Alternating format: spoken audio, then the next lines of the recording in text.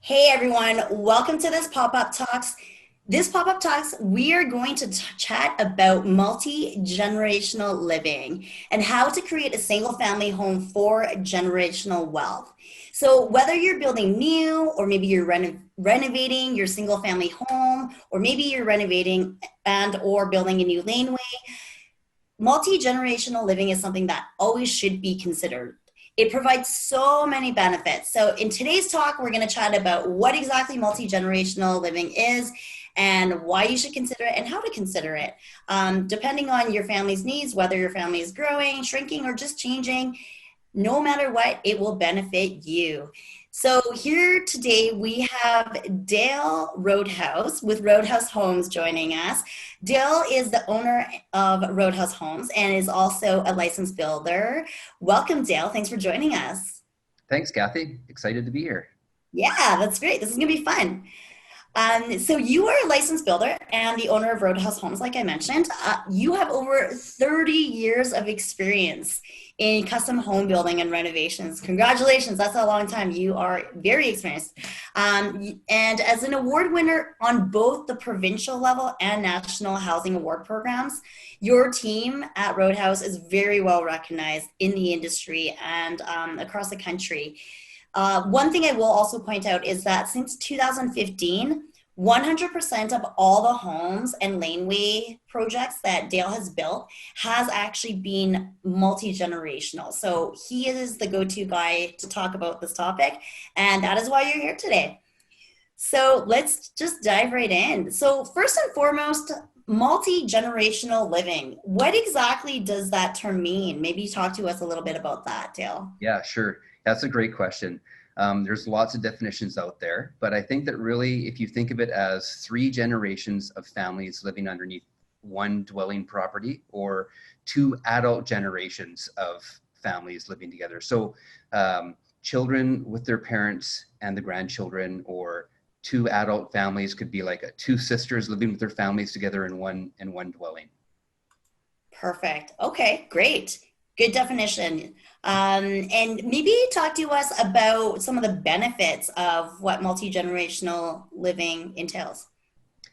Sure. Like some of the benefits are, you know, there's lots of great things of living together as a family, and some of them are family closeness, and when you live together as a family, there's lots of issues that can happen, but there's more benefits of strengthening meaningful bonds through family units living together generations. They spend more time together, creating closeness and caring for each other. Um, Grandparents are able to look after the grandchildren while the adult children are working. And not only are the grandchildren being looked after, but also the parents are also being looked after because they're allowed to age in place in the home that they're in right now. And that's really important. So there's those two components of family closeness and care, and then also financial. You only have to pay for one home, and that's a great benefit. Living in the Lower Mainland is super costly and expensive. We're in one of the most expensive markets in the world, and so living together at multi-generational family units is super important because it enables us to share the cost together as a family. And this is something that is somewhat new to us in North America, but the rest of the world have been doing it for Mhm. a long, long time. And so for us, especially in Canada, it's really new. But you only have to pay for the one home. If you live in a home that's large enough to have a basement suite, or a property that's large enough to have a laneway, then what that enables you to do is you can have a mortgage helper in the basement, or you can have family live in the basement. But still, there's lots of aspects to, of helping out financially.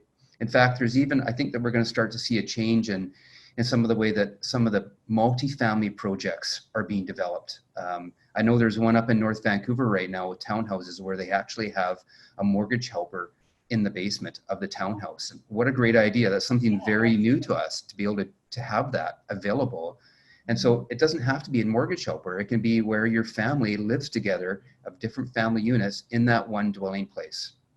And I think that we're starting to see it south of us in the States. And I think that probably as this trend continues to grow up here in Canada, we're going to see condos that are developed of having different condo units adjacent to each other with entrances to each other, so that families can live in condos together side by side, but still have the privacy and the separate entrances and the sound barriers that are really important to us. Yeah, absolutely. Yeah, so you don't necessarily have to like live together in the same like room per se. It's just like there's lots of different configurations. If we're going to get to the design side of things, I have a design question for you here coming up. So we'll circle back there. Now, you talked a lot about the benefits of multi-generational living, but let's look at both sides of it. So maybe talk to us about some of the challenges that multi-generational living can bring. Yeah, for sure. Yeah, definitely the benefits outweigh the cons for sure, but the issues are important to talk about. And there was I think that some clients, they think going into it that, we can deal with these issues as they arise, but that's really not the best way, because after they have an issue living in the generational family unit, it's already happened, and sometimes it can create issues that go beyond that. So it's really important at the very beginning, we encourage our clients to think, talk, and plan through issues that might arise. And some of those could be, it could be aging in place, if you have, your parents are going to live with you, and if their health starts to deteriorate, at what point do you as a family unit decide that it's not best for them to be in the family unit anymore? Because it gets really difficult if your parents start to have Alzheimer's or dementia, and it gets to a point where you're not able to care for them anymore. Then you need to talk about what the next steps are and how we reach those steps together as a family. There's also costs. How do you deal with costs? Things like meals and utilities, internet, and taxes. And you have different family generational units living together under one roof that all make different incomes, but all cost the same per head. So how do you deal with that? So that's one example, is how can you deal with it? It was maybe in the way of food, it's cost per head. It's, each family unit pays for the number of people in their family, and the food costs are distributed proportionally upon that. Yeah. Another issue is parking. We have limited parking in Vancouver in the residential neighborhoods. And so if we have 3 generations, and over time those generations start to grow and the grandchildren become teenagers, and they all have cars, and so where do you put all these cars? So there's ways around that, in the way of, now we have great transit, not great, but we have better transit than we used to have. There's ride sharing, there's Uber, ride sharing with your family. And so dealing with those issues at the beginning is super important. So what we do with our clients is we have some of those conversations in the very beginning, conceptual design phases of how you're going to deal with some of these early issues, and we try and plan around it as best as we can. Oh, interesting. So you are actually involved in that process as well as a builder. Yeah, for sure we are. Yep. Cool. And it's more just conversations, or opening up the lines of communication for discussion, and even considering a lot of those things, because I think a lot of people probably don't even think about those things. And like you say, you deal with this day to day, but as a homeowner, you don't really walk into it thinking about all these considerations, right? Yeah, we do. Yeah, we do have some conversations with the clients about that. And, actually, I would say that most of our clients are pretty well educated about it. Either they're already living multi-generationally now, or if they haven't, then they've done a lot of planning and a lot of thinking about it to get to the point before they come to us. But we still continue to help them through those issues. And especially when it's, it takes us sort of into the architectural and interior design stages of planning for these units together, and how they're going to live together. Yeah, perfect. So you know what, that was actually going to be my next question. So obviously I'm a designer, but you're going to answer this question. So how does multi-generational living impact the design side, both on the architectural side and the interior design side? Maybe chat with us a little bit about that. Yeah, I think this is probably one of the most important parts, and you, I'm sure, will be able to attest to that. But everyone needs to live together, but everybody needs to live apart. And it's a difficult balance to try and find. Yeah. To try and find the most important component is privacy. And how do you overcome that? And I think a lot of the issues are in the way of sound, or one is accessibility of making the home accessible for future, or maybe right now of if you have grandparents or if your adult parents are living with you, then how do you plan around that for the point in time when they may need a wheelchair if their health deteriorates to the point that they're going to need help with that. So that's where wheelchair access and ground floor walkout suites, those things are really important. Plumbing fixtures, choosing plumbing fixtures with like shower components, with handheld components, grab bars within the showers,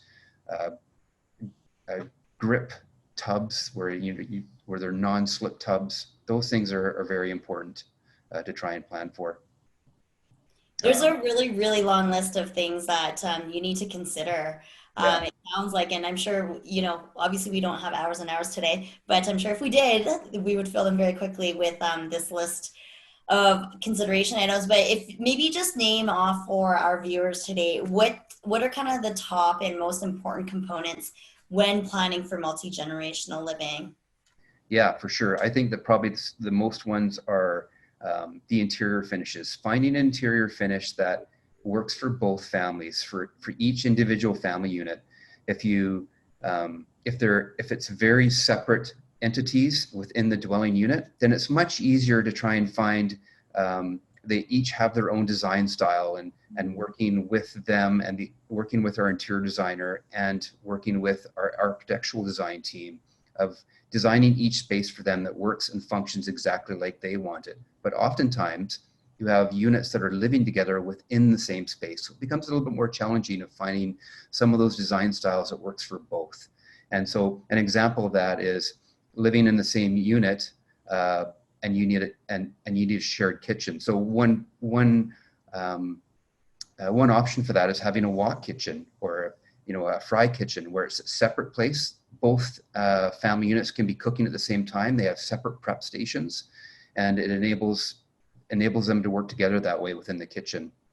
Another component is mechanical. That's really important. Finding a mechanical system that reaches the comfort levels of both units. So whether it's forced air, and making it sure that a forced air system is properly set up and designed for those individual spaces. And also if it's radiant, making sure that radiant heating is set up properly and that they're comfortable in their spaces. And I think that another thing you have to plan for as well is, as the family units age and we go forth in time, oftentimes what we hear our clients talking about is maybe they'll swap. So for instance, if we're building a laneway in the backyard for the adult children, and the parents are going to continue to live in the existing residential house in front, but maybe one day the parents are going to age to a point where they want to live in the laneway, and the kids are going to move into the house, and at that point maybe they'll build a new house or renovate the existing house.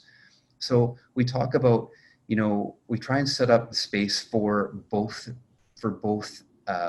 family units, so that they both are talking about the design, the functionality, about how it's going to function for them now and how we can make it function for them future, or how it can be easily changed to function for them in the future. Yeah, there's just so many changes when it comes to family units and just even communities as a whole, all across Vancouver, Metro Vancouver, I should say.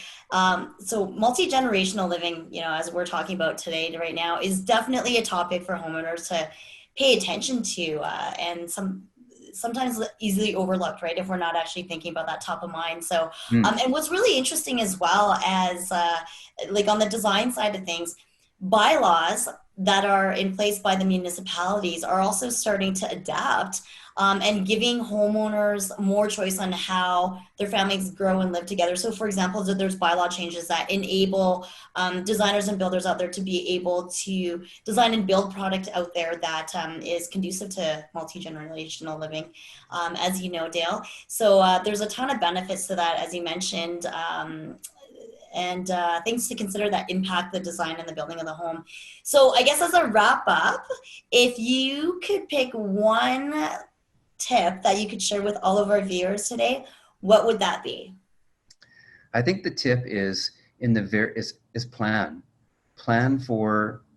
at the very beginning stages of the initial architectural conceptual design stages together with the architectural design team and the interior design team together, planning to make sure that the space works naturally for both generations, that it's seamless and natural when they're living together, that they have their privacy, and that they can live together and function together as they want to and as they're envisioning. And I think that that's done by just planning the project out from the very beginning.